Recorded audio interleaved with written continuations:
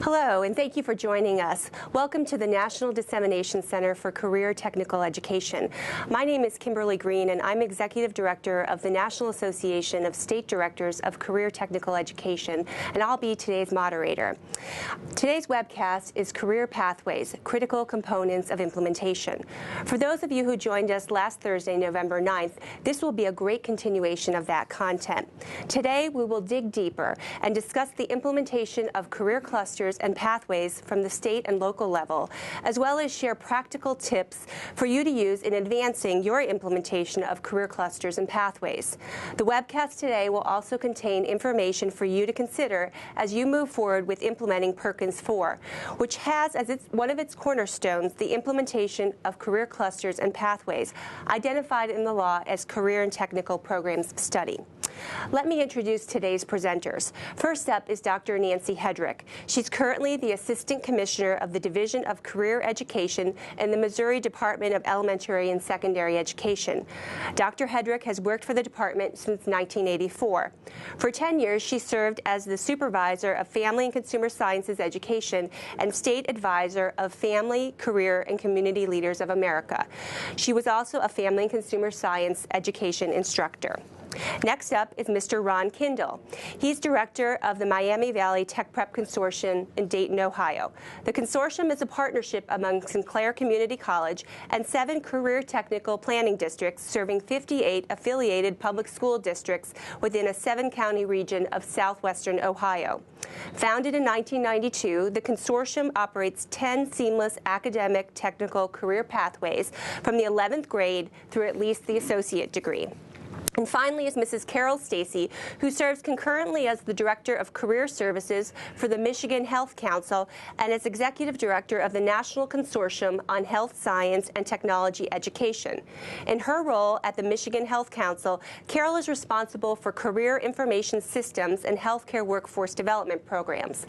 Under her leadership, the National Consortium on Health Science and Technology Education has helped state departments, regional districts, and local schools in 37 states develop strategic plans for implementing the health science cluster. Each presenter will provide brief remarks, and then we'll engage in a panel discussion and wrap up with questions from the viewing audience. First up is Dr. Hedrick. Thank you, Kim. Sure. It's good to be with you today. In Missouri, we are going to be implementing and working on all 16 career clusters. And we started off by identifying a division staff member who will be responsible for one cluster, or in some cases, more than one cluster. We know that and appreciate the nationally validated knowledge and skill statements around career clusters, but we also want to confirm that those are the same clusters that we need for Missouri business and industry. So starting this week, we are conducting an online survey with Missouri employers and professionals because we want to know how important they believe that each of the nationally validated knowledge and skill statements are for Missouri industry.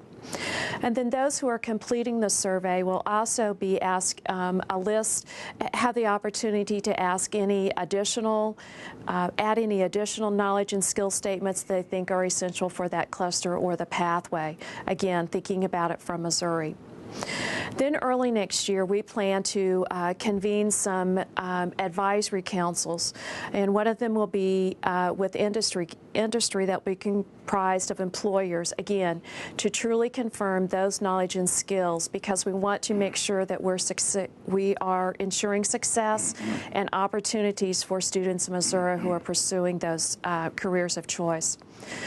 But probably the most time-consuming and challenging will be with our teacher councils, because we need to then crosswalk the career cluster and pathway knowledge and skill statements with all of the current courses that we offer.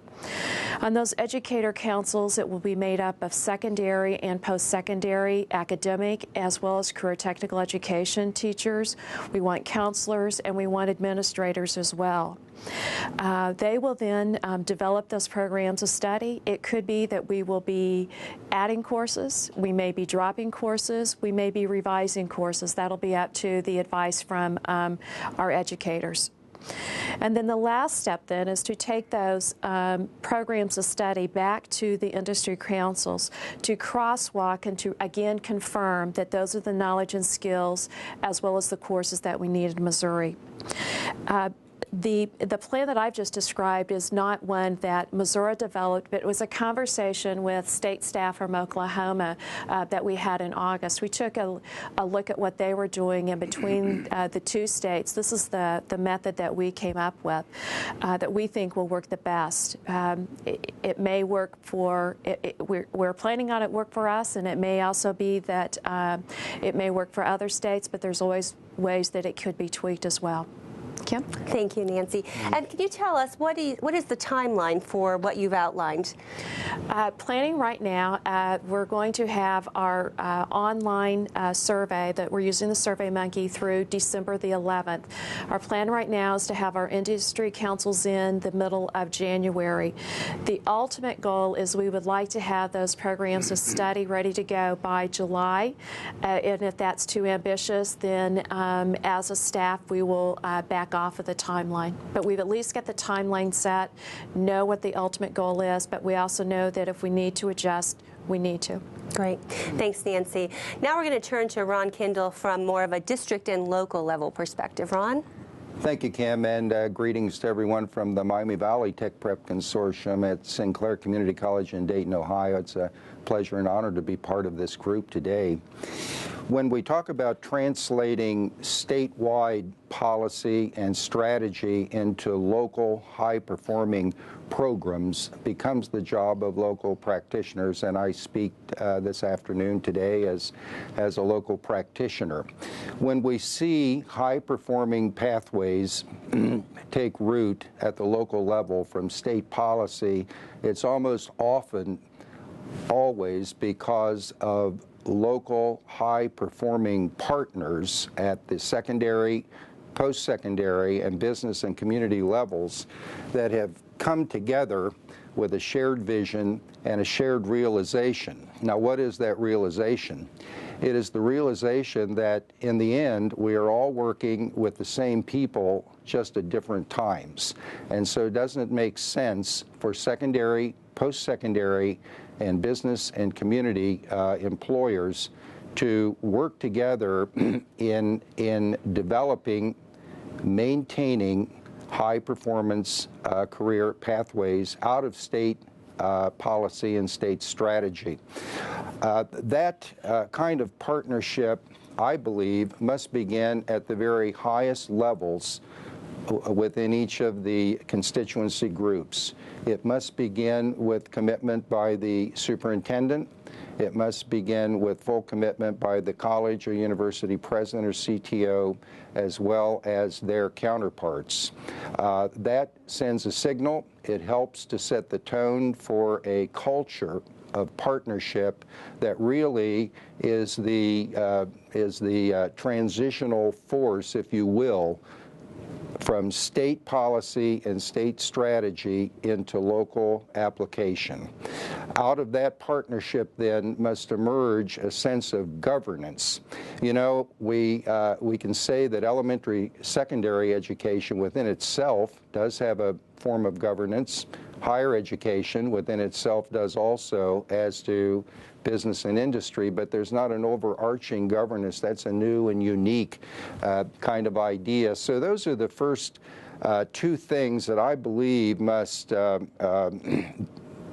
emerge and be in place before we can begin to actually organize for purposes of curriculum alignment between secondary and post-secondary, identifying, offering, monitoring dual credit, concurrent credit, developing articulation agreements, on and on and on, the many unique characteristics of a quality pathway. So that's the big challenge for local practitioners, is to seek to foster partnership at the highest levels to help set the stage for and to maintain an overall culture of pathway partnership. Great. Thanks, Ron. We're going to turn now to Carol, who has experience actually starting one of the first career clusters, the Health Science Career Cluster, and they've created some really fantastic resources, kind of the brass tacks of what you need to know to be able to implement a career cluster. So, Carol? Good. Thanks, Kim. Yes, the Health Science Cluster was one of the first three sort of stepping out there a number of years ago. And of course, there's always that danger in being the ones that step out early on, but then you also have the benefit of having lots of people giving you lots of advice. We were fortunate with the Health Science Cluster to have a number of states that had been working for several years in the sort of the prep work for getting clusters sort of started, and a number of us had worked with projects not so much with clusters but on any kind of educational change. And so we looked at what really needs to be in place if you're going to have change and if you're going to sustain change. And so based on that work, primarily from Michigan and California, we developed what we called the critical components. And there are 15 components that we firmly believe have to be in place if you're going to have a successful, sustainable cluster. And it's not by accident that it's shaped like a triangle, and that the bottom layer of the triangle is really what is of paramount importance. We know that you need to have administrative support, shared planning time for faculty, career development, professional development, and a standards-based curriculum. And without that foundation, you're going to have a very, very difficult time of making your cluster successful for faculty, staff, for students, for parents, for the whole educational community. The other components that are there are as important, but certainly without the foundation of that bottom level of components, you're going to have a much more difficult time. But as you have your base there, then you need to move on and get parent and community involvement. Much like Ron said, all of the partnerships are very, very important. You absolutely have to have educational partnerships, be they within the secondary system or moving over into the post-secondary system. And our industry partners are vital to this whole initiative. We in education certainly know education, but many of us may not have been out into the world of the different careers that we're looking at students entering into, and so we really need to know what is involved in that culture. And then multi-measure assessment. Students learn differently now than before, and they need to be assessed in a totally different way. Interdisciplinary teams. Over and over again, when we go out and we talk to anybody in education, everybody's talking about ratcheting up that academic rigor, and how do you do that? And so we know that when we bring all of our education partners to the table, it certainly strengthens the education that our students are getting and makes the curriculum much more robust. Flexible schedules, it's not possible to do all that we need to do for all of the students and have a schedule that's very, very rigid and locked into. And of course, immediately when we start talking about flexible schedules, you get back into that administrative support, because it's very difficult to do a lot of these things if you don't have the supportive administration.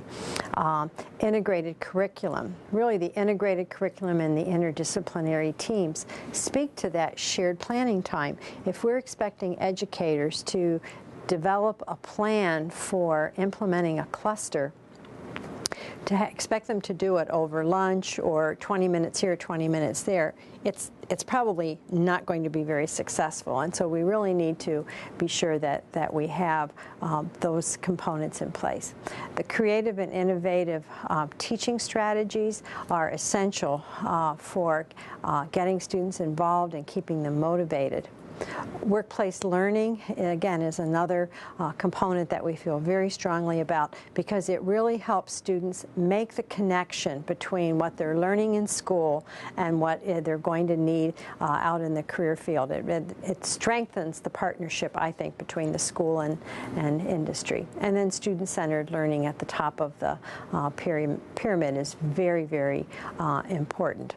And so this is not something that one achieves quickly or easily.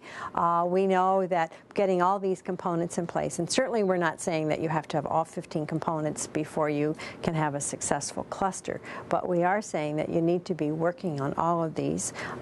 My quote is, Rome wasn't built in a day, and neither are clusters, and so probably looking at a 3 to 5 year phase in until you are really fully operational with the cluster and have it be what you really want to have happening in your school.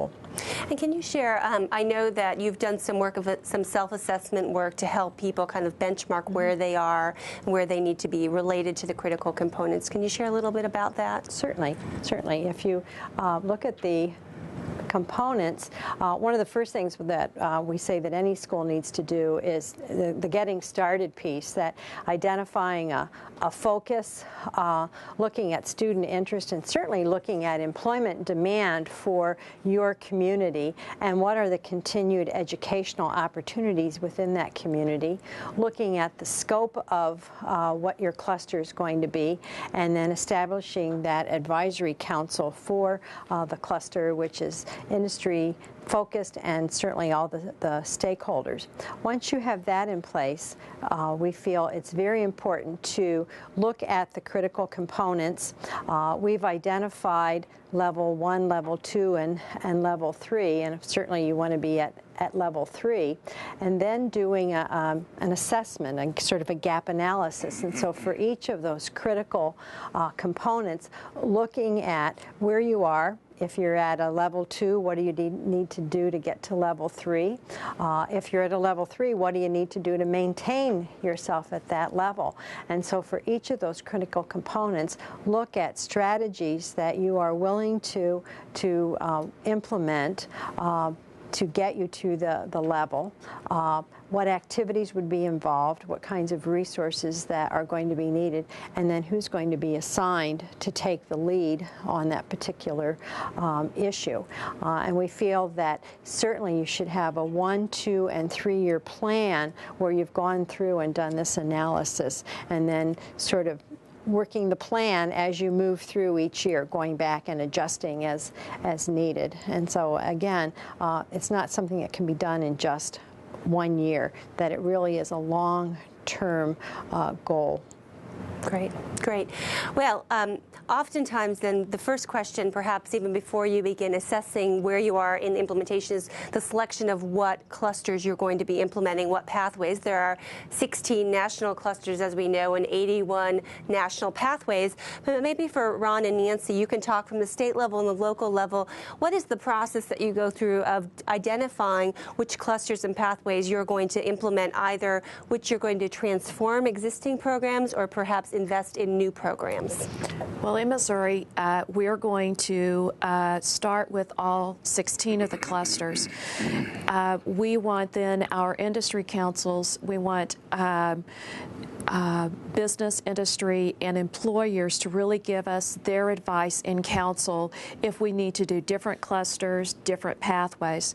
I think we also have to use data, employment data, what are the high demand, what are the high wage, and what are the high skills that also will help drive those decisions as well. But we're going to really use the advice from our partners, from those people who are the ones who will eventually be employing the graduates of our programs to make that decision. Great. Ron? Well, I think at the local level, many of the considerations that Nancy just mentioned from the standpoint of state decision-making also are operative. In Ohio, we're moving ahead with all 16 of the career clusters also. In making the decision then as a practitioner at the local level, I think there are some additional criteria that we need to take into consideration in addition to, and very importantly, looking at the employment forecast for a particular field. Since we're creating secondary, post-secondary partnerships, we need to have the ability of both partners to offer that pathway. And in some situations, it may be that we don't have a high school partner available to offer the high school part of it at that point in time, and the same may be true for the post-secondary part. So that's just a very practical factor that we have to deal with. Another factor is, what's the cost of the infrastructure to offer a pathway like this? Is it cost prohibitive at this point in time? That needn't be a factor to prevent it altogether, but if it is cost prohibitive, that means we have some extra work ahead of us, perhaps through our business partners and so forth. So there are additional considerations. I think it's advisable for all states to be moving ahead post-haste in developing their state documents for all 16 career clusters. But I think as we begin, again, translating down into local settings, we have to begin to look at local conditions and what we have at our disposal. And I do agree with Carol's 3 to 5 year timeline, and we need to be seeing something happening. About 3 years in, a little something, and we need to see it happening not only at the secondary level, but we need to be seeing the first things happening at the post-secondary level also. If we're not seeing things after 5 years, I think we just frankly have to reassess if we have the right conditions at this point in time to continue to invest in this. Maybe we need to rethink that, but I couldn't agree more with you on the need for a time frame. And the right people at the table.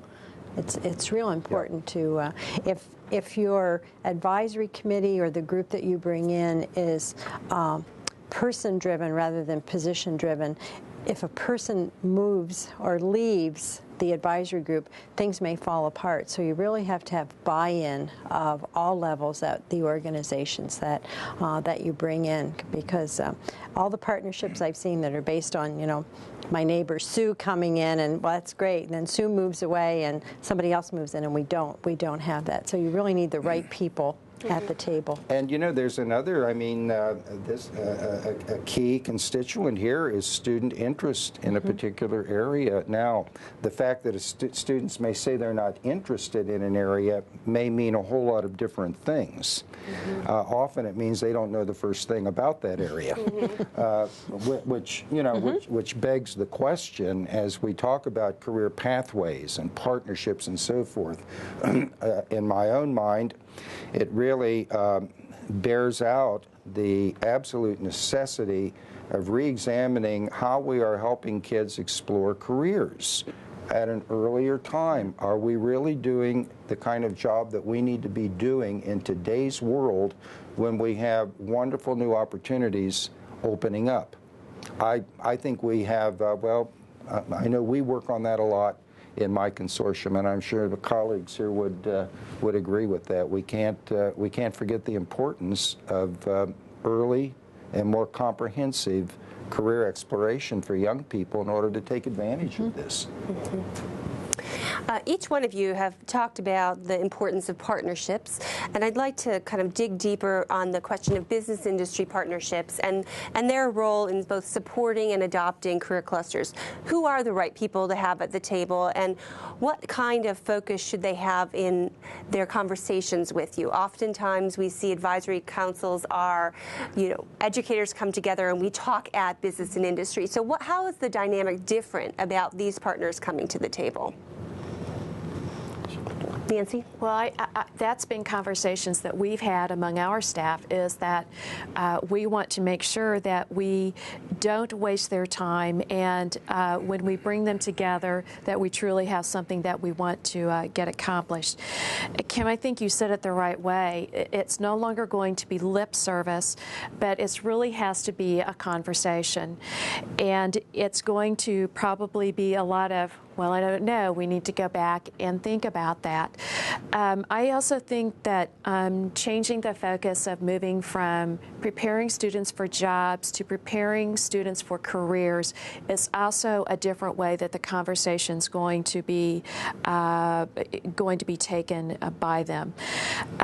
The partnerships with business is critical. The partnerships with post-secondary, getting rid of the duplication of courses will really help students more than anything. And I think that's what we also have to keep in mind. We're trying to help prepare students for lifelong learning.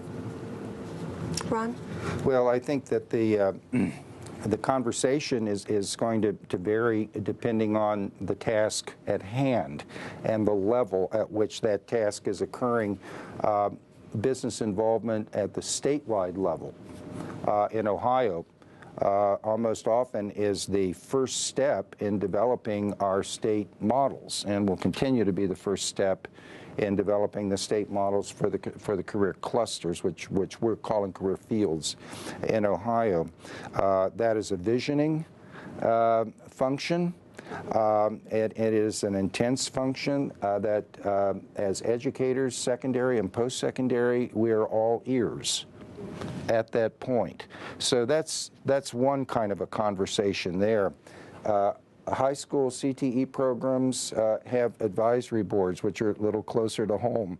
Our consortium that we operate has a governing board, so that has a function of policy. Business people have a function of policy and so forth. When we get down to actual curriculum development, the function of business people is not necessarily the vision anymore, but it's practical analysis of the competencies that we are anticipating offering as part of our pathways. It's a validation of those.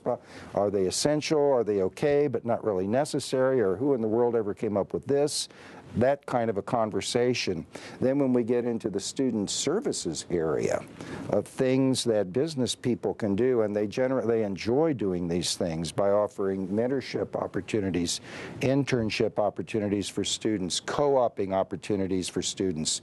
When we talk about faculty development, teacher externships, which we operate and have for 11 or 12 years now, a 3-week long paid externship in the summer for secondary and post-secondary faculty. We've had over 500 teachers and faculty in the past 10 or 11 years. So that's handled by our business partners. So it's, I don't think they're, just like the relationship between secondary and post-secondary needs to continue to expand, so does the conversation among all of us to continue to innovate and find ways of doing even a better job of what we're doing now.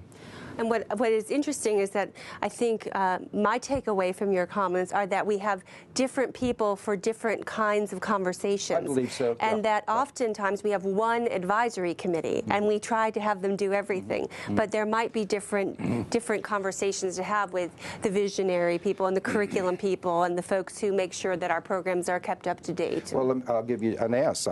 That's my feeling, and I'll give you one example. If we're actually validating competencies for a career pathway in a technical area, we want the technicians at the table. We don't want the CEO. Right. I shouldn't say we don't want them, but it's, you know, that's the appropriate person. If we were going to be talking 10th grade chemistry, we wouldn't invite 3rd grade reading teachers to the table. We try to get, I think that's part of the key of maximizing, you know, the contributions of business. It's not a generic thing, just like educators are not a generic thing. Right. It's made up of lots of individuals with different kinds of skills. And Carol, from the health consortium standpoint, what was the role of the employers in helping guide your work, but also wearing your other hat of really working with the employer side? Do you have any tips to share of ways that are positive engagement strategies for the workforce and the employers? Okay. Well, one of the things, and maybe it's not the most complimentary, but we say when you get industry and education together, there's a clash of cultures, not in a negative way that we don't get along, but we don't understand each other's cultures. We have a different way of doing things in education. We talk a different language, and they say, oh, all those acronyms, we don't know what they are. And then, of course, we get into industry, especially in healthcare.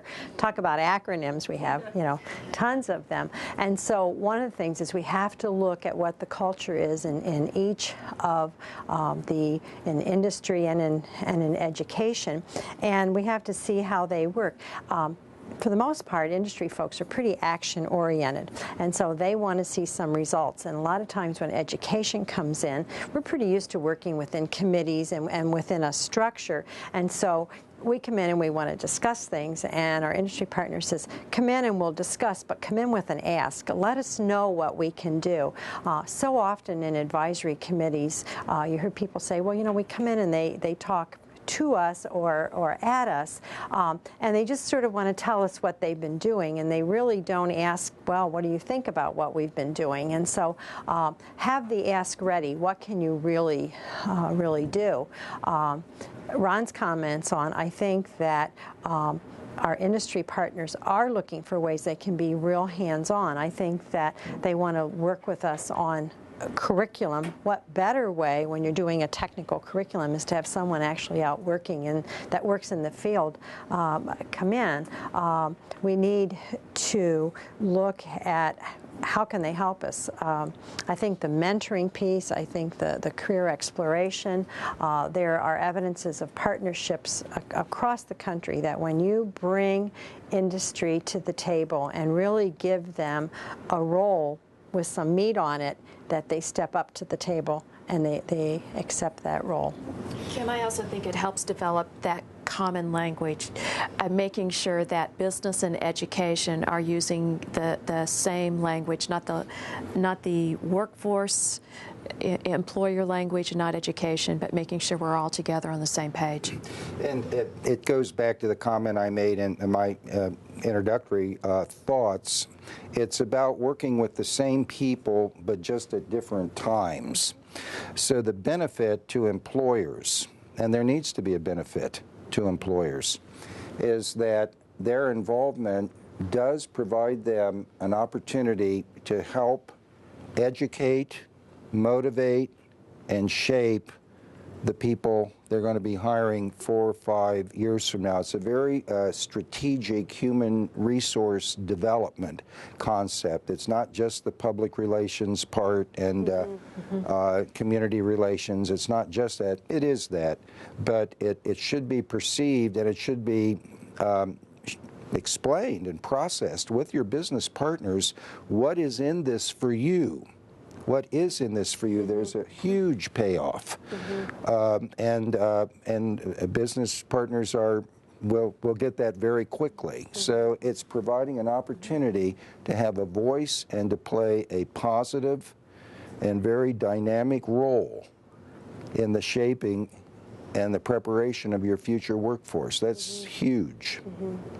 Well, many of you have talked about the connection then of using career clusters and career pathways as a way to communicate and perhaps make a more viable connection between education and workforce development and economic development. Nancy, you talked about the connection to high skill, high wage, high demand. Talk about that a little bit. It seems like there's kind of this perfect storm coming together of now it's not just lip service to yes, CTE or education connects to economic development and workforce development, but it seems like states and locals are beginning to transform and using the same set of clusters when you're talking about education and economic development or workforce development. Do you see that happening in, excuse me, your states, your locals? Well, I do, and I think especially because the legislation also states we're to think globally, we're to think about our states, but we also have to think about what's going on in the regions. So I think that's key. I think that helping people understand that career clusters is not a program, but it is a way that we can have a tool. How do we design our curriculum? How do we provide a guidance model? And then also, how do we make that seamless transition? And also using, again, that data to make those decisions is really critical. I think also, the data that we look at is occupation driven.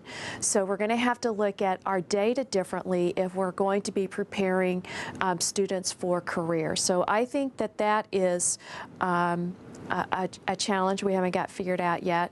And also, I think we have such an opportunity to change through the professional development, professional development that's done for CTE teachers as well as for academic teachers. Great. Well, I hope that the clusters do all of these things, and after all, it's really up to us, isn't it? It's really up to us, but that certainly Nancy has laid out the potential there. As even a more practical matter, when we can have people speaking the same language, we generally are able to organize ideas more effectively, within the language. Certainly one of the concerns that has been expressed over the impact of various CTE efforts, tech prep and so forth, over the past few years is that while it has produced a lot of anecdotal information, it hasn't really been organized consistently enough from state to state, different perceptions, different schemes and so forth, which is not to say that there has not been impact, but because there's not been an overarching kind of playing field or an organizational structure within which we can plan and assess impact of our efforts. So I think that's going to happen. I hope that's going to happen. I believe it's going to happen. So that, right along with everything that was said. Do you have more to add? Or? Well, Kim, I liked when you said, sort of the perfect storm of what's coming together, and I think some of what's happening is in society. And right now we have, the 80 million strong baby boomers who are set to or thinking about retirement, and then we have the next two generations coming along behind, and all of a sudden the baby boomers are realizing that there are not enough numbers in the two workforces behind us to come in and fill the gap that we leave. So all of a sudden it's become real important that we have people that have careers that mirror ours, that reflect ours. So maybe, and with this group, it may not be our children, but our grandchildren who we've not wanted to be a part of CTE or have this career focus. Now it's becoming a lot more personal and more important that we do have someone that's willing to step in and that they're going to continue to carry the torch in whatever our career has been. So I think that, and economically, what's going on economically in our country right now, people are saying, well, we may not have the luxury of not having a plan for where I'm going to be when I finish high school or community college or my university degree. So I think that the times right now are telling us that this is the right thing to be happening. Another constituency group that we haven't talked about but is necessary to have at the table if we're going to see these changes really happen are the teacher preparation programs. And Nancy, you touched a little bit on professional development. We know if we don't provide that support that we're not going to realize the full potential of this transformation. Talk a little bit about the ways that each of you have addressed both the teacher initial preparation, if you have, as well as ongoing professional development. Let's start with Carol. Okay. Well, I think that if we look at those critical components, again, let's see if I can get. here we go. If we look at the critical components, the whole ability to be able to work on integrated curriculum or interdisciplinary curriculum, the multimodal assessment, the different teaching strategies, all of that really needs to be started early on back in teacher preparation. And then as a teacher goes into the educational workforce, continuing on with whatever these new and emerging strategies are that we can help them make it through. I've worked with a number of teachers, and one of the things that I think is very confusing for not only a new teacher, but even one who's been teaching for a number of years, is we need to have consistency in what we do in our professional development. And just like we need to have a plan for the cluster, we need to have a plan for professional development within the district that will help us get our teachers to where they want to be and need to be. We need to make sure that it's not just sort of the idea du jour, but what we have is a long-range professional development plan for teachers that starts way back in their pre-service education. Mm-hmm. And Nancy, you outline, you have a plan for a plan. So why don't you share that? Are you talking about our plan with professional development? Yes. I would be happy to. We are bringing together our Missouri ACTE professional development and program improvement committees, along with our division staff and our Missouri Center for Career Education. And we are going to be meeting for a day and a half to look at data from our high schools that work sites. We're going to be using our Perkins data. We're going to be using our state assessment data. We're also going to be looking at data from a statewide professional development needs assessment that we did. And how can we, as partners, provide that professional development for our together so that we're not duplicating, but it is developed over time. Our goal is that it starts July 1, 2007, and it will be for that fiscal year. We like our agenda that we have planned. How it will turn out, we'll see next week, but we think it's at least a way to bring our partners together, and especially if many of our schools use the Perkins dollars to support their faculty and staff for professional development. So this is our way of trying to help also provide that professional development that will meet that criteria for administrators that want to send their teachers to it. So we're going to keep our fingers crossed. Great.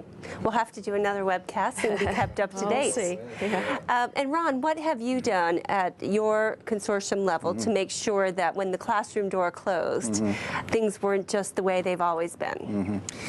Well, as a local partnership, local practitioner, we have at this point not become involved in the teacher preparation end of it.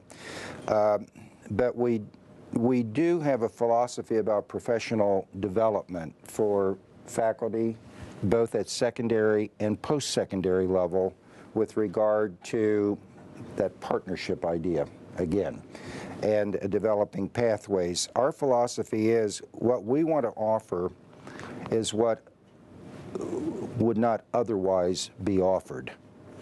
And so there are two basic approaches that for years we have offered successfully within our partnership. The one I mentioned a moment ago, which is the teacher externship in business in the summer. Now, let me just elaborate a little more on that. We're always happy to get math, science, and English teachers involved in that, as well as the technical teachers. When we'll do about 40 to 50 teachers a summer in teams of 3 to 5 teachers.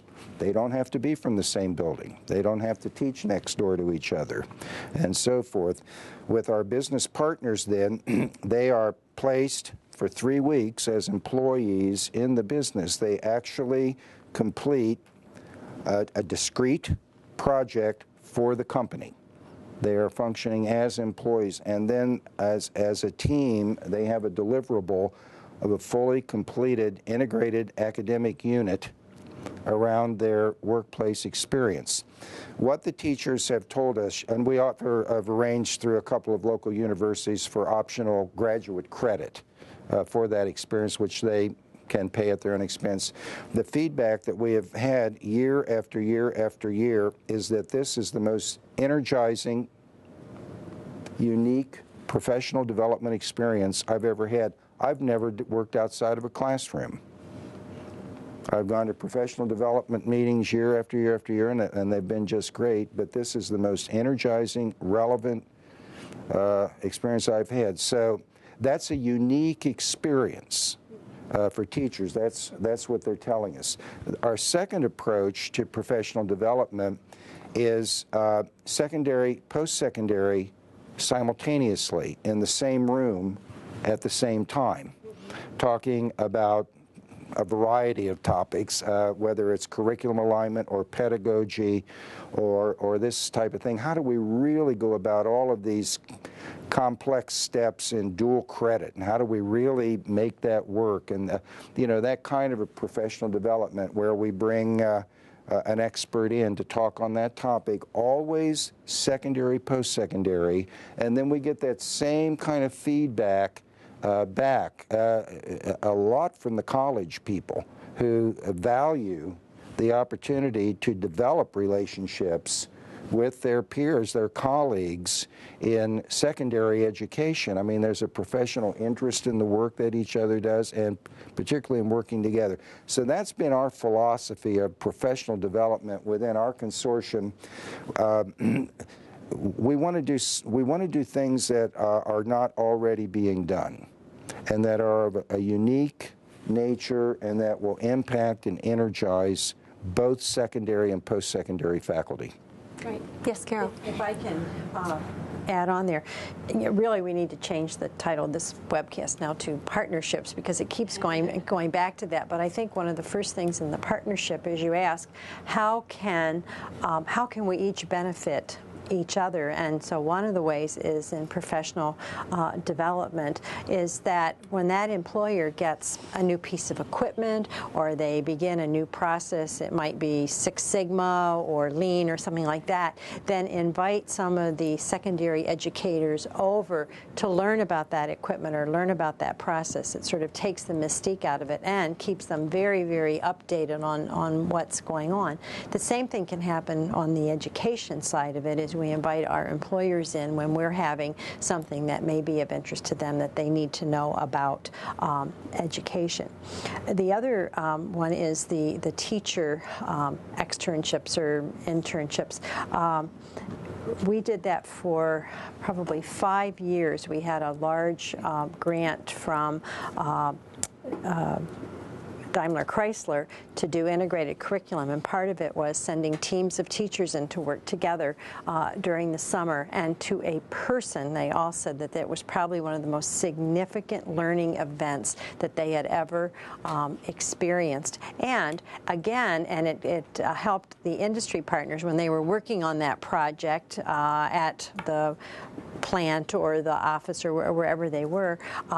The staff got to know them as individuals, as opposed to just the teachers from the high school or the middle school. And I know a number of states do that. I think Rhode Island has it, and that's how their teachers can get their 10 CEs for their continuing certification. So the people who have used it long term get the feedback that we've gotten is that it's probably a very significant form of professional development. The advent here of the career clusters, and there's a connection with professional development, I think has all kinds of implications for teacher licensure.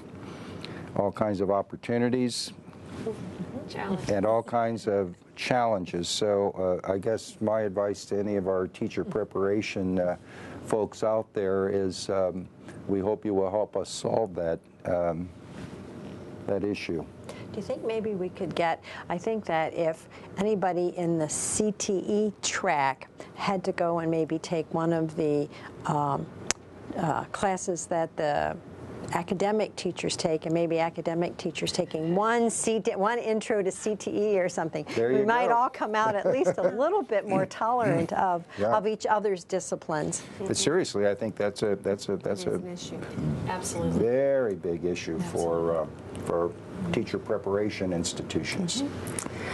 Well, let's, we suggested at the beginning that we would give some very practical advice, some takeaways for folks. So if you had to give someone some advice, either at the state or the local level, who's considering implementing or is already implementing career clusters, what would that advice be? Either lessons learned, or we've gotten a question from the audience, Carol, to you specifically. Are there specific critical components that must be in place? Are there some that are more important than others to begin with? So just some kind of practical steps that you might offer to someone who is either considering or thinking about advancing their implementation of clusters and pathways. Okay.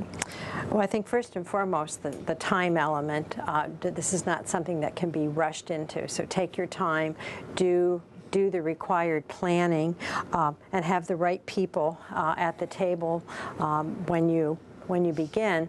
I think essentially the bottom row of the triangle, the administrative support, the career development, I mean, to have a career pathway and then you have a student body of 500 or 1,000 that really hasn't given a lot of thought to which pathway they want to go into. It doesn't make a lot of sense. Professional development for your staff so that they're all sort of thinking in the same line, and certainly standards-based curriculum, and those partnerships. So I guess those would be the main things. And I think if you have those in place and then you start working on all the other components, you should be on your way to, and I keep saying successful and sustainable, because this is something that we want to be ongoing. This is not to be another here today and gone tomorrow. I think in the at the building level, right where the rubber meets the road, so to speak, when we take that list of competencies that have been developed over time and we have our final printout, so to speak, of here it is now in a document, it is so important to actually be at the building level as a facilitator and actually do the curriculum mapping to assure who is responsible for this competency, who is responsible for this, how are we going to define success, right at the building level. And in a perfect world, when there was plenty of time, and there never is, that should be repeated about every 2 years, I think. Because if for no other reason, people leave positions. Mr. Smith, who taught these competencies last year, is now someplace else, and so forth. So the good care right down at the building level of map, and we just call it curriculum mapping. It's basically assurance that those competencies are being taught and that they're not being taught 6 times in 6 different classes. That's another thing that we catch too. So a lot of work leading up to that point, but the fact that the document is done and even that the professional and everything is done. Now that may be a supervisory function at the building level, but that process of the close care needs to be ongoing. It should be part of the startup. And my experience has been that teachers value that. They value, they don't feel a bit threatened by that. The teachers, like everybody else, want to do a good job. They want to do a great job. So that type of thing I think is very important from a local perspective. Ron, would you also say that we need to bring the parents and community into that picture, because one of the best things that we can do, I know we ask the teachers, how are we going to know when we're successful? We should also be asking parents in the community, how will we know when our schools are successful? What are your criteria for that? And include that into the plan. Sure, that's a great idea. And that's how we want to define success is not that easy a question to get people to agree on, and it often really doesn't even get asked, I don't think. And particularly when we talk about developing pathways, what is the measure of success ultimately? Clearly, even in looking at the new Perkins. Many of those success indicators or accountabilities are occurring at the post-secondary level. They're not even occurring at the secondary level. So that has to, that has to be in there. And how mom and dad feel about that ought to be in there, or caregiver, or aunt, or uncle, or whatever, yeah. Kim, on a state level, I think my advice is there is no one way to do career clusters. It has to be what works best for that state. I also think, though, there's that opportunity to ask questions from other colleagues in other states. What's worked for them? What hasn't worked? I also think two things that we have done in Missouri is we included administrators when we went to our Perkins meeting in Washington. The response was, these are really large issues. They saw the issues on a much larger scale, so I think that came back to be really helpful. And we also have taken administrators to the Data Quality Institute, again, to see a bigger picture. So anytime we can involve them above the local level. Another activity that we have done is partnered with splitting the cost 3 ways and sending administrators to other states to see what, going right into schools, talking with teachers, talking with students, talking with administrators to see other delivery. So I think that's critically important too. Everyone's talked about the amount of time that it takes to get it going, 3 to 5 years. So if that's the case, then you got to stay the course. You know what you're doing is right. So you got to stay the course. You got to have your steps in place, and you got to have a timeline. But we've also got to be flexible enough to say we need to stop, we need to back up, we need to reassess, and where do we need to make those adjustments, I think, would be my advice from a state perspective. Great. Kim, I'd add one more thing at the local level, and it would vary again. But as a practical matter, as soon as it is possible, there should be the development of an articulation agreement between secondary and post-secondary for that pathway or that cluster that really spells out in writing the terms and the conditions of operating that pathway between those partners. It would identify the college credit options that are available to students, the conditions under which those credits would be earned, how they would be managed, and so forth. That gives you something in writing then that can be shared with families, with students, with the college, and so forth. And everybody's looking so. And I don't think it has to be a lengthy, complicated. But just we're going to do this, and this, and this is how, this is the standard that will be met. That's very helpful, and it should be one of the early things that you do. It's a unique aspect of pathways, I think. Not exclusive to pathways, but it's a very unique aspect. It also sets the criteria that can be shared with students and can be shared with their families, so they know right up front these are the expectations, and if you meet these expectations, this is going to be what's on the other side and how it will benefit students. Well, linking both to the career clusters and pathways and the articulation agreement, both of those are in the new Perkins legislation, and pretty visibly. And then the state has a more significant role when it comes to defining what is an articulation agreement, and the career technical programs of study are required of every local recipient. How have you thought about both the intersections and the ways that you might use Perkins to advance the work that you've already done in this area? Ron, do you want to go first? Well, I'm still thinking about it. The portions of the Perkins that I, to date, have looked at most closely are the portions, of course, having to do with the tech prep line item. I know in Ohio, for example, the accountabilities that appear in the new Perkins with the line item are accountabilities that, at least in our state, we have been held accountable for about 6 years now, and indeed our funding has been, a good bit of it has been performance-based, based on those very states. The big challenge there for us, as it will be for all states, is getting the various student information systems, the tracking systems, from secondary and post-secondary to speak with each other and so forth. So I'm comfortable personally. I'm comfortable with the accountabilities of the Perkins line item. I think that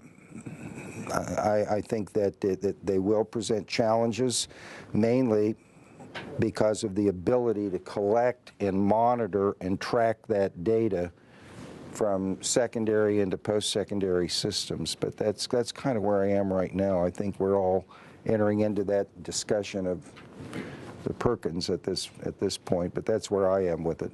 Great.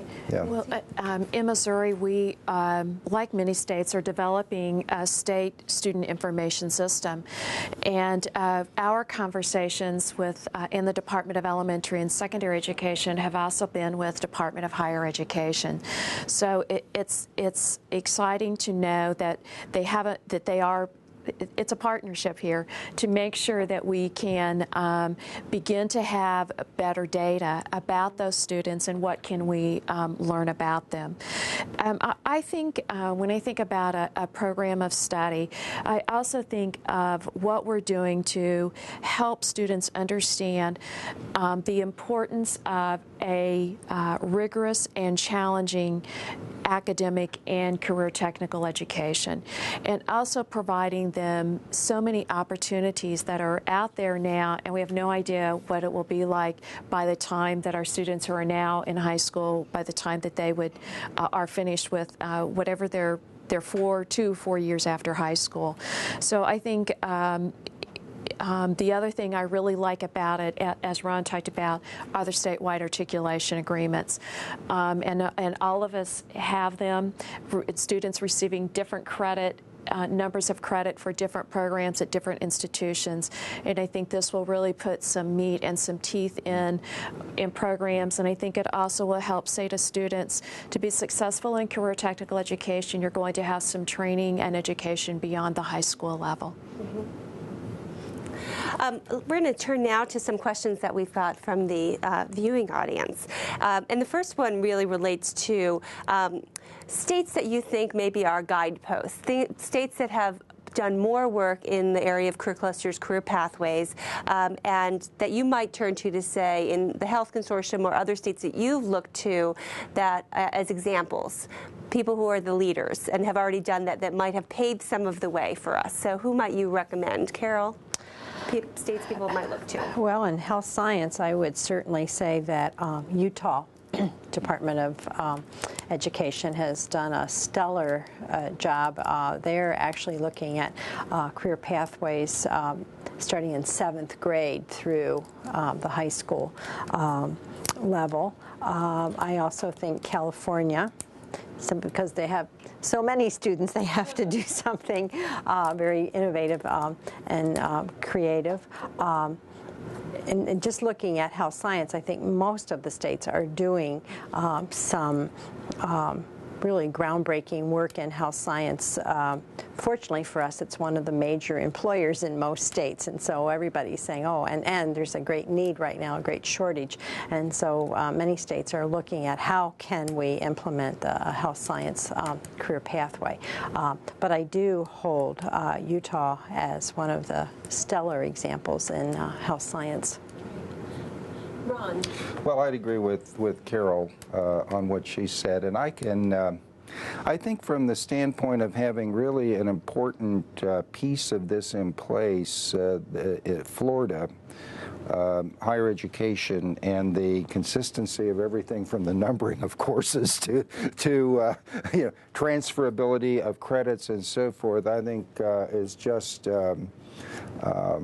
very impressive, and I think that's an important, you know, a very important part of this. So I would add that.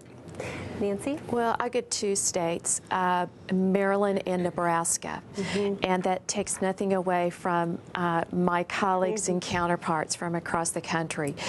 And both states are using different models of career clusters. They're not using all 16. So those would be two that I would suggest.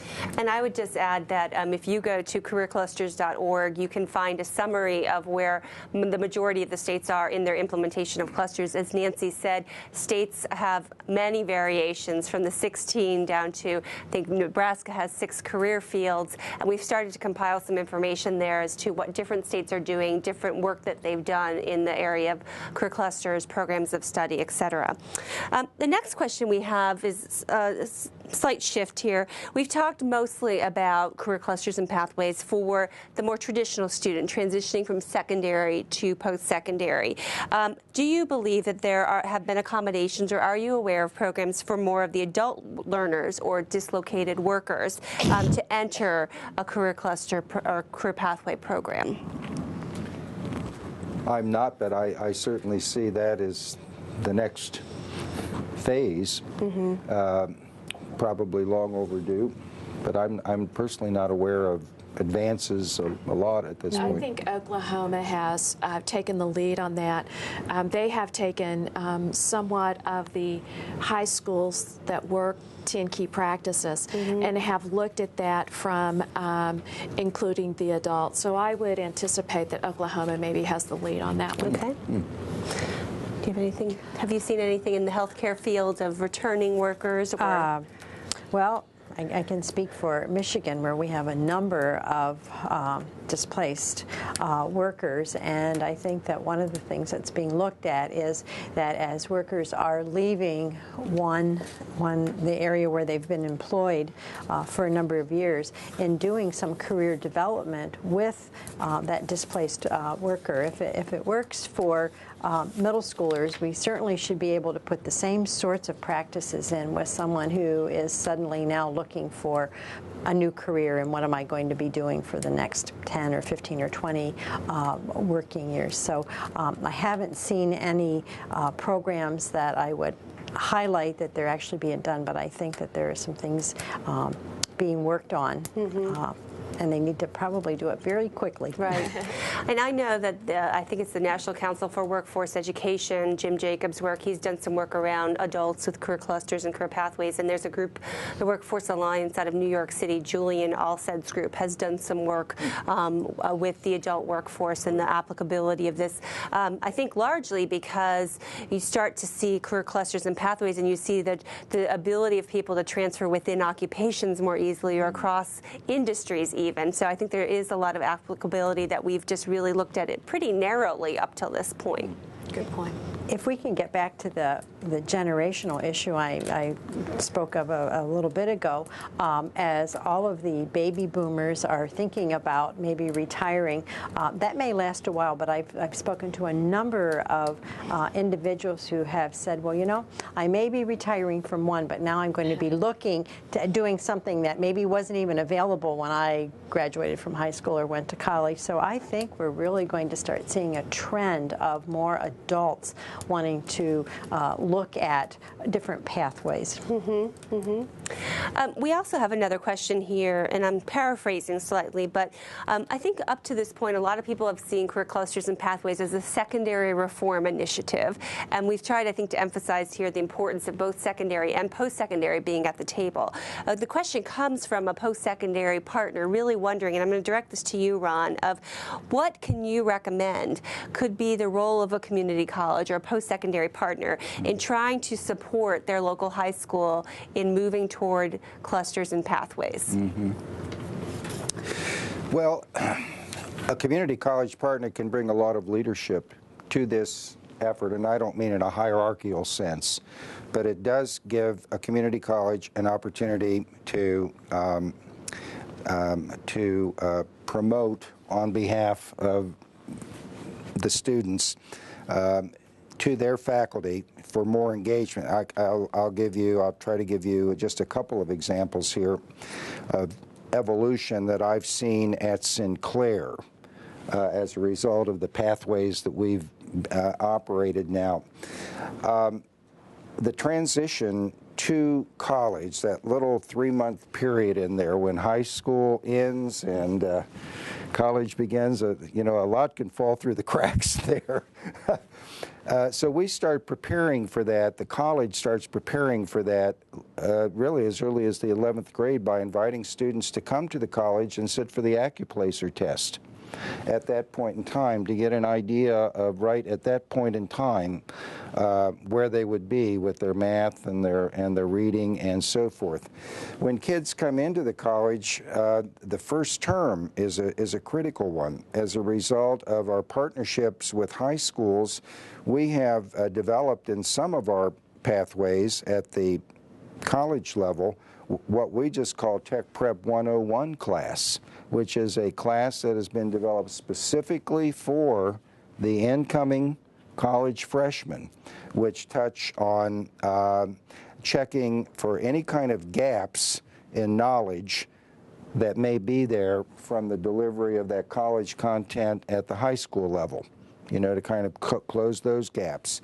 Talk about study skills, talk about career opportunities, and so on and so forth. So those are a couple of ways for the college to step forward and say, we invite you to come now and begin to see how you're doing, sitting for the occupacer and so forth. We also, the college works directly with the high school faculty in developing a variety of on-campus activities throughout the high school years. The college participates fully with the high schools in actually recruiting students at the very beginning of the pathway in order to show the college connection to the pathway. It's not just about what I'm going to be taking next year. I get to see the whole pathway. So colleges don't have to do that. It takes a lot of time. It takes a lot of coordination. We have motivational events we call the junior orientation for virtually every pathway. Every student, their 11th grade, they're on the college campus for a full day with college faculty in events there. The senior year, we have a follow-up and so forth. So there are many, many things that a post-secondary partner, a community college, could be doing. We are very fortunate at Sinclair that in 1996, our Board of Trustees directed that there would be a Sinclair Tech Prep Scholarship, which would be available to virtually every student who successfully completed the high school portion of their pathway as designed, matriculate to Sinclair Community College, full $3,000 scholarship. Last year, the college awarded nearly $425,000 in Tech Prep scholarships. Since its inception in 1996, the college has awarded nearly $2.5 million. Now that's college leadership. That's the kind of leadership that I am talking about. And college leadership probably has to come with it of people saying, well, why are we going to do this? Why are we going to stick our necks out there? You have some really impressive data to justify that return on your investment. Well, and just as when we were talking earlier, we need to explain to our business partners, here's the benefit. Here's the benefit. We need to be able to show college partners the benefit of the investment that they are making. We should be able to show them that students coming to their institution through a career cluster or a pathway are going to perform at higher levels on college success measures than students coming to them not through career clusters and pathways. Now, we have looked at this thing for years. We compare the passage rates of our incoming pathway students on AccuPlacer placement testing against kids same age not coming in through pathways. We look at their academic performance, compare the academic performance in the first math class. We compare the aggregated GPAs of the two groups. We look at retention from fall quarter of year 1 to fall quarter of year 2, and make the statistical comparisons, and we can demonstrate for the college that there's statistically significant higher performance on the part of students coming in. So it's a better investment.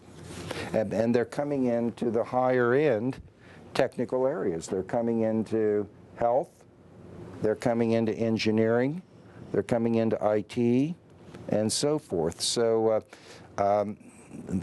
we know from following this year after year that the incoming pathway students, their need for developmental coursework is going to be about 50% lower than students coming in not through pathways. We know that the probability of them completing is significantly higher. So you have to give that information back. We give lots of information back to our high school partners, and we should be doing that. We should be doing that. But we need to be showing success measures to our college partners. And when we do that, then they're much more inclined to.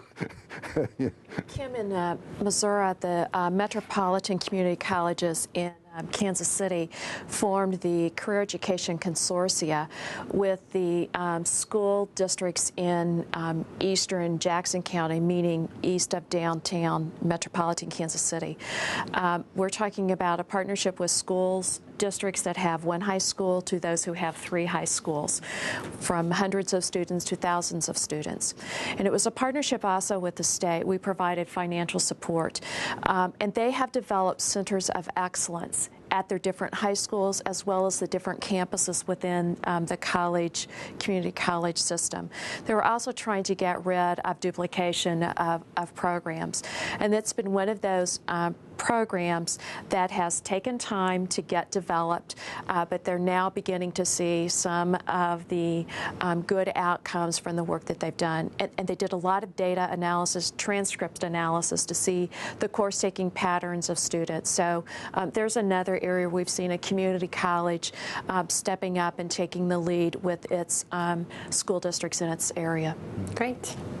Another question says that given that teachers are more likely to respond to whole school reform than just one-shot professional development, has anyone developed a model for this beyond just the critical component slide? And I think the question really getting at this is Career Clusters, Career Pathways is really not just for CTE. It really is a model for whole school reform. And how do we begin to make that case and have the inclusiveness so to have not only secondary and post-secondary at the table, but technical and academic instructors at the table? Anybody solve that one yet? Well, we're going to start in Missouri as we work on our educator councils. We've asked within our department the director of assessment, curriculum and assessment, to help identify a math, a science, a communication arts, and social studies teacher that will serve on each of our educator councils. So we're going to have them at the table with us. Great. And Carol, can you speak from the health science perspective? Yes. We've been working for about the last 2 years with the NAF, National Academy Foundation, and NPR Associates, looking at what would an academy format look like in health science, bringing all of the critical components to play, and also the integrating the academic and the CTE. And for the last 2 years, we've had 8 beta sites, so at 8 different, really 7 states. One state has 2 sites. 7 states have had teams of academic and health science teachers working together to create very high rigor, lots of academics, lesson plans that could be used. To date, I think 16 have been developed, and an additional 20 are being developed this year.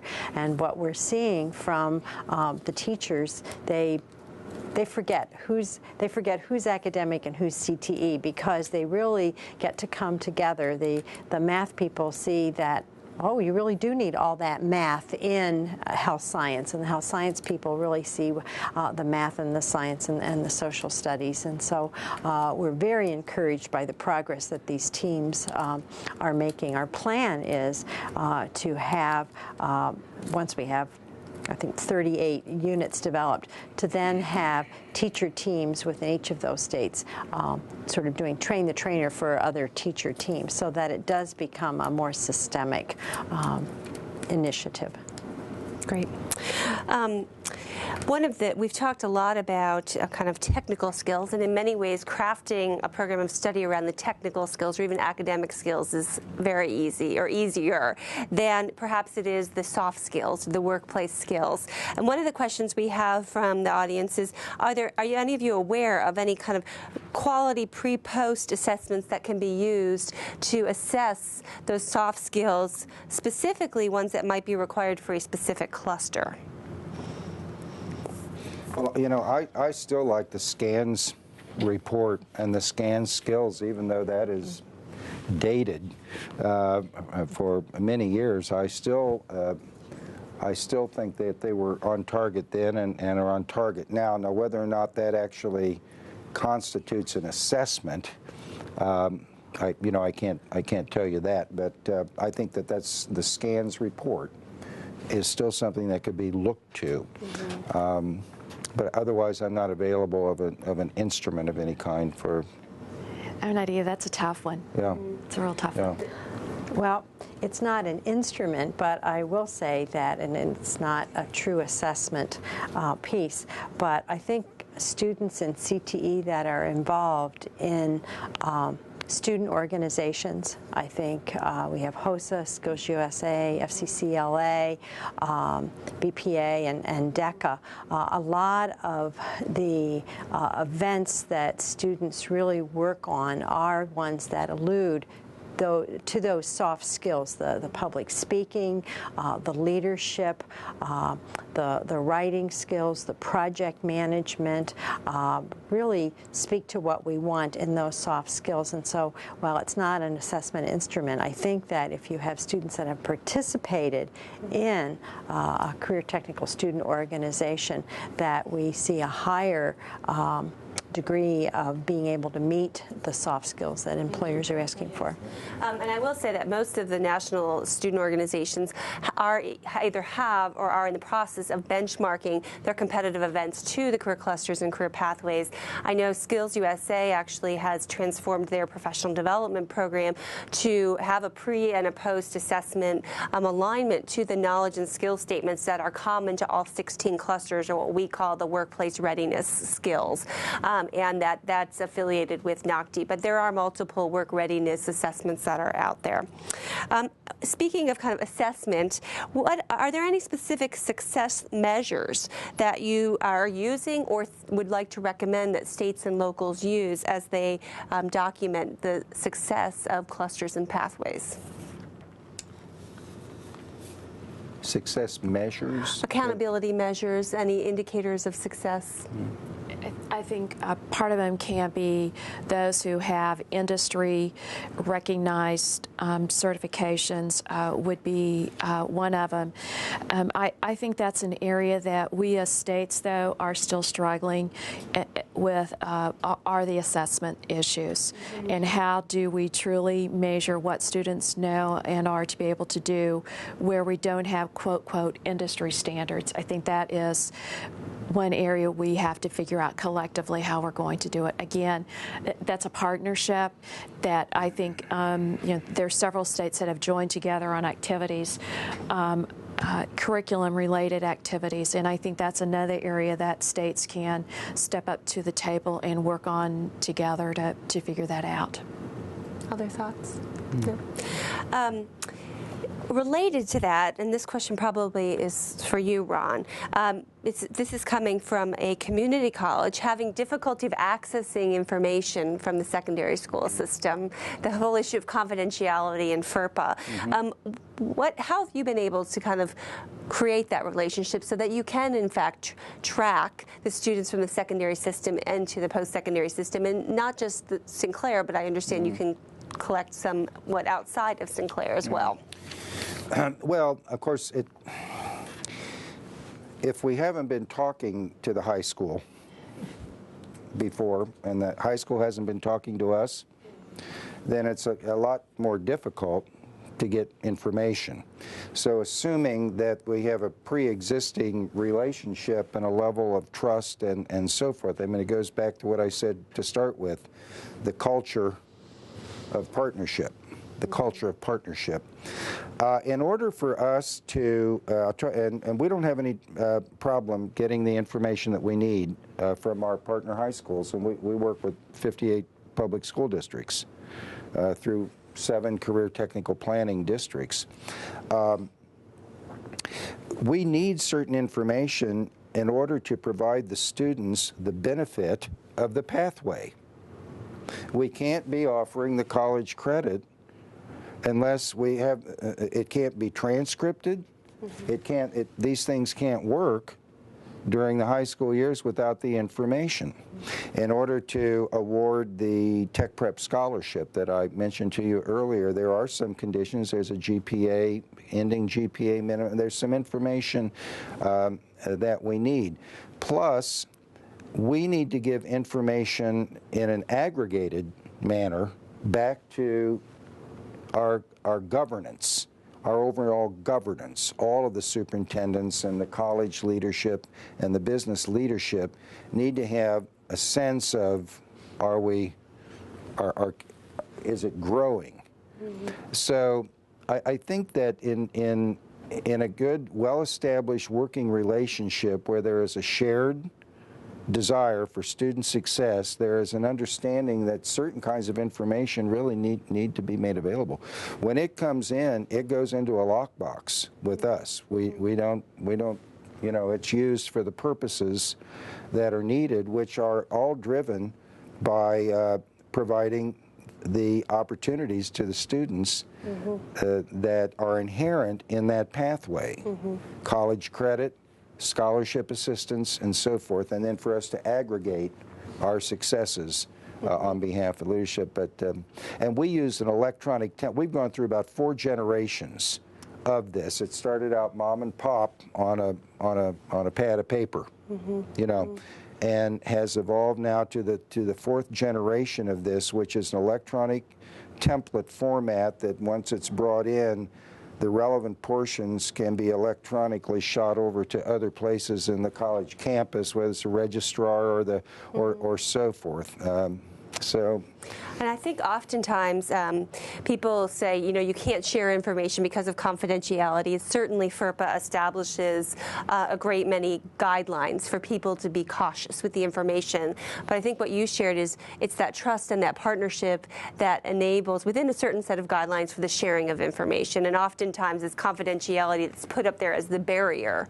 And that's really not a real barrier. It really is that relationship.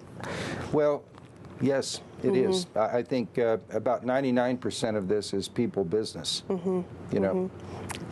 Well, our last question is, I said earlier, Yogi Berra said, if you don't know where you're going, you're going to end up somewhere else.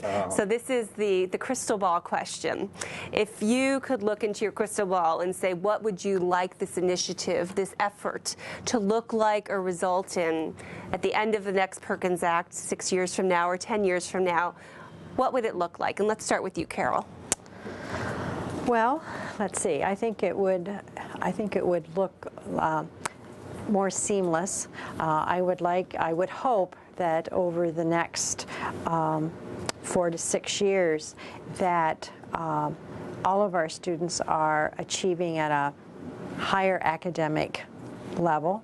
I also would like to see there be greater communication between academic and career technical education. I think that, to me, would probably do the most for getting to where we want to be in our education system and not have the two separate systems. Of course, I would like us to do a better job of collecting some data so we can show what's working and what's not working. Ron? Well, I certainly agree with all of Carol's wishes and hopes as she looks into her crystal ball. I'd like to think that we would see all of those educational reforms and more, but not as an end, but rather as a means. I'd like to think that 10 years out, we would see a heightened horizon out there of workforce development with a better trained technical level workforce filling jobs in this country. But again, as a means, not as an end. What I'd like to see when we look out to the farthest horizon as a result of our efforts would be the beginning of the rebuilding of the American middle-class family, because I think that's the ultimate payoff, whatever form that family takes. That's the ultimate payoff of all of our efforts here in educational reform and workforce development, is the rebuilding of the American middle-class family. So that's what's in my crystal ball ultimately. Great. Nancy? Well, in my crystal ball, Kim, we've heard you say many times when you've been in Congress, they've asked you for data, and you say, we don't have that data. I hope in 10 years we have that data for you. I think continuing on the state level as well as helping locals using data to make decisions. And I think I would hope that over 10 years, the image of career technical education has truly changed. And I hope that we also see a greater communication between educational partners, it being sending schools to area career centers and then on to our post-secondary partners as well. Great. Well, thank you, Nancy, Ron, and Carol, and for you for joining us today. Be sure to visit the National Center's website, which is www.nccte.org, for tools related to this webcast, as well as a significant archive of the webcasts that have come before this related to this topic, as well as many others. Thank you for joining us, and have a great day.